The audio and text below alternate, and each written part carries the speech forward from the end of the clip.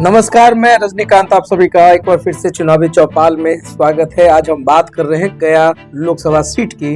काफी hot seat है और यहाँ से पूर्व मुख्यमंत्री जीतन राम मांझी मैदान में है। और आपको मैं बता दूं कि विधानसभा में तो जीत दर्ज किया है उन्होंने, मगर लोकसभा में कभी जीत का मुंह नहीं देख पाए हैं। तो इस बार क्या कुछ होगा। और मोक्ष नगरी में मझधार में मांझी की नैया खुद है, 3 बार लड़े मगर नहीं जीत पाए, तो अपनी नैया कैसे पार लगाएंगे, तमाम चीजों पर आज हम बात करेंगे। सुबह उठने के बाद उनकी क्या दिनचर्या होती है, कैसे वो चुनावी मैदान में होते हैं, चुनावी समर में होते हैं, और क्या कुछ चल रहा है उनके मन में। क्योंकि जीतन राम मांझी के बारे में अगर कोई कहता हो कि अपने जीवन काल में जो राजनीतिक सफर रहा है, अगर वो मुख्यमंत्री रहे, तमाम चीज रहे, एनडीए के घटक दल में रहे, बावजूद इसके लोकसभा में नहीं जीत पाए, तो आपको सुनने में भी अजीब सा अटपटा सा लगेगा, मगर यही सच्चाई है। आज हम बात करते हैं कि जो 44 साल का राजनीतिक सफर रहा है, करीब करीब हर दल में रह चुके हैं और उन्होंने आनन फानन में अपनी राजनीतिक जो वफादारियां हैं वो भी बदली है।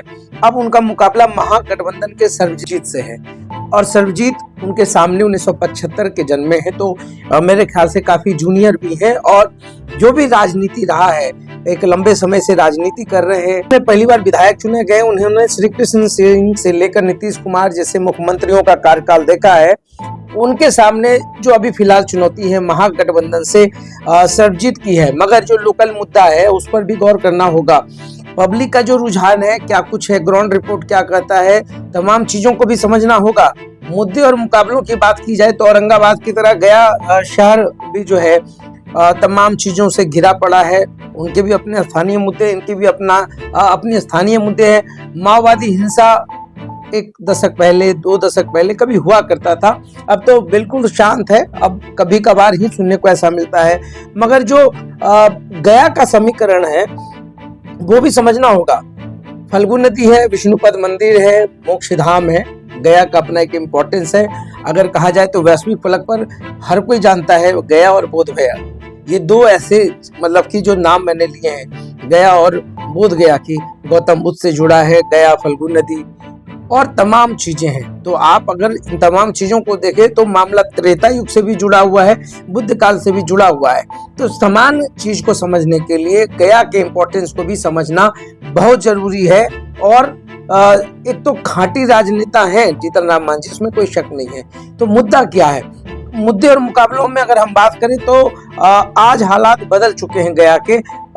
मेरे पास जो आंकड़े उसमें कहा मतलब देख पा रहे हैं आप, तमाम चीजें हैं। यहाँ भी मोदी फैक्टर ही काम करने वाला है। जो लोगों का सर्वे आया है, तमाम लोगों का कहना है कि दोनों नेताओं की अपनी अपनी, चूंकि मैं किसी के बारे में अच्छा और ये बुरा कहने के लिए मैं नहीं बैठा हूँ, ये तो आकलन पब्लिक का है, पब्लिक क्या करेगी, मगर यहाँ भी जो है मोदी फैक्टर ही काम करेगा। मगर बात ये हो रही है कि जीतन राम मांझी जो हमेशा से यह सोचते रहे होंगे लोकसभा में एक चुनाव भी नहीं जीत पाए, तो ऐसे में उनके सामने बहुत बड़ी चुनौती है लोकसभा की। मैं बार बार कह रहा हूँ कि लोकसभा में बहुत चीज देखना है। 19 अप्रैल को ही मतदान है। एक ऐसे व्यक्तित्व में कभी विवादों में रहे तो तमाम जो बयान रहे, उनके बयानवीर के रूप में भी उनको जानता है, कब क्या और कैसे। नीतीश कुमार और जीतन राम मांझी के बीच में जो दूरियां बनी थी वो भी पूरे देश ने देखा है, पूरे बिहार ने देखा है। अब दोनों एक साथ हैं, दोनों की जो अंदर की जो बातें थी अब खुलकर सामने तो नहीं आती है, मगर जो बाहर से दिखता है सब कुछ जचता है। अब सब कुछ ठीक है। जीतन राम मांझी भी ओके हैं, सुबह उठ जाते हैं, कार्यकर्ताओं से बात करते हैं, फील्ड में चले जाते हैं, काफी सरल है, काफी शांत है, काफी सिंपल उनका लिविंग स्टैंडर्ड है, बहुत तामझाम नहीं होता है, कार्यकर्ताओं से भी बात करते हैं। अगर कोई कह दिया कि आप इतने मार्जिन से जीत रहे हैं तो मुस्कुरा भी देते हैं, मगर चाय की चुस्की के बाद सब कुछ भूल भी जाते हैं, फिर अपने काम में लग जाते हैं। तो क्या कुछ होगा, क्या क्या फैक्टर है। कुछ दिन पहले तेजस्वी यादव वहां जाकर जीतन राम मांझी के खिलाफ में उन्होंने और साथ में सहनी भी थे। तो ऐसे में जो समीकरण है उसमें क्या कुछ होगा, क्योंकि सर्वजीत भी और जीतन राम मांझी भी दोनों का अपना एक राजनीतिक जो जमीन है गया है, और गया में ही रह करके उन लोगों ने तमाम चीजों पर देखा है। तो क्या कुछ होगा। गया लोकसभा 24 प्रखंडों का ये पूरा जिला है। 57 में जो विजयी हुए वो कांग्रेस के ब्रजेश्वर प्रसाद थे, जो गया से उन्होंने जीत दर्ज की थी, और उन्होंने रामेश्वर प्रसाद यादव को हराया था। वो प्रजा सोशलिस्ट पार्टी के थे और 1957 के बाद जो 62 का काल रहा है उसमें भी ब्रजेश्वर प्रसाद ही जीते हैं। ब्रजेश्वर प्रसाद कांग्रेस से रहे और फिर ब्रजकिशोर प्रसाद सिंह को ही हराया उन्होंने 1962 में भी। और 62 के बाद अगर 57 की बात करें, 67 की बात करें तो आर दास भारतीय राष्ट्रीय कांग्रेस उन्होंने जीत दर्ज की और एस प्रसाद को संयुक्त समाजवादी पार्टी उनको उन्होंने हराया। 67 के बाद अगर बात करें 71 की तो 71 में ईश्वर चौधरी विजय हुए अखिल भारतीय जनसंघ से।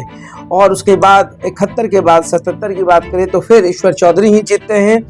77 के बाद अगर हम 80 की बात करें तो रामस्वरूप राम भारतीय राष्ट्रीय कांग्रेस वो जीत दर्ज करते हैं। उसके बाद 84 की हम बात करें तो रामस्वरूप राम फिर जीत जाते हैं। 84 के बाद 89 का जो कार्यकाल रहा है इसमें इन श्वेश्वर चौधरी पार्टी जनता दल रहा, उसके बाद वो उन्होंने जीत हासिल की। और 91 में राजेश कुमार जनता दल से रहे, उन्होंने जीत दर्ज की।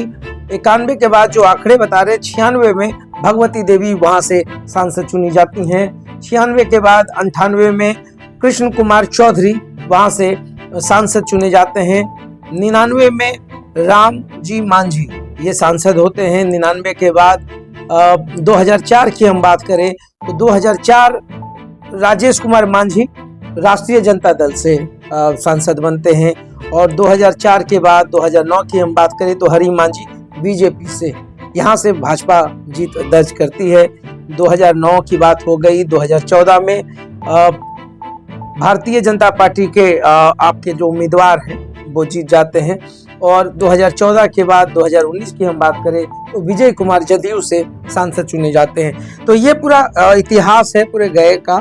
और गया में अब तक जो हुआ है, चूंकि ये सुरक्षित सीट शुरू से रहा है तो हमेशा वहाँ जो भी उम्मीदवार हुए हैं वो सुरक्षित वर्ग से ही आते हैं। तो ऐसे में जीतन राम मांझी का जो बार बार रहता है और अभी जो राजनीतिक स्टैंड है, हम के सुप्रीमो है, सब कुछ है, बेटे का राजनीतिक सफर उन्होंने आसान कर दिया है। तमाम जो कयास लगाए जा सकते हैं या जो ध्रुवीकरण हो सकता है उस पर जीतन राम मांझी काफी गंभीर हैं। और अभी जो है उनका जो सुबह और शाम का जो राजनीतिक यात्रा होता है उसमें बहुत काम कर रहे हैं। तो आने वाले समय में फिर पता चलेगा कि 3 बार हारने के बाद क्या चौथी बार मोदी लहर में जीतन राम मांझी अपनी सीट बचा पाते हैं कि नहीं, या फिर उन्हें लोकसभा संसद सदस्य बनने का गौरव हासिल नहीं हो पाता। ये तमाम चीजें हैं और काफी धुरंधर माने जाते हैं। बयानों का क्या है, बयान तो जब देते हैं तो पूरे देश में इसकी गूंज और हनक सुनाई देती है। विवादों में घिरते रहे फिर भी कहते हैं कि हमको परवाह नहीं है, स्ट्रेट फॉरवर्ड बोलने वाले हैं। और जो हृदय परिवर्तन है परिवार और तमाम चीज़ों को लेकर के, पार्टियों को लेकर के जीतन राम मांझी कभी भी कुछ बोल सकते हैं या बयान दे सकते हैं। तो देखते रहिए साथ। बहुत बहुत धन्यवाद।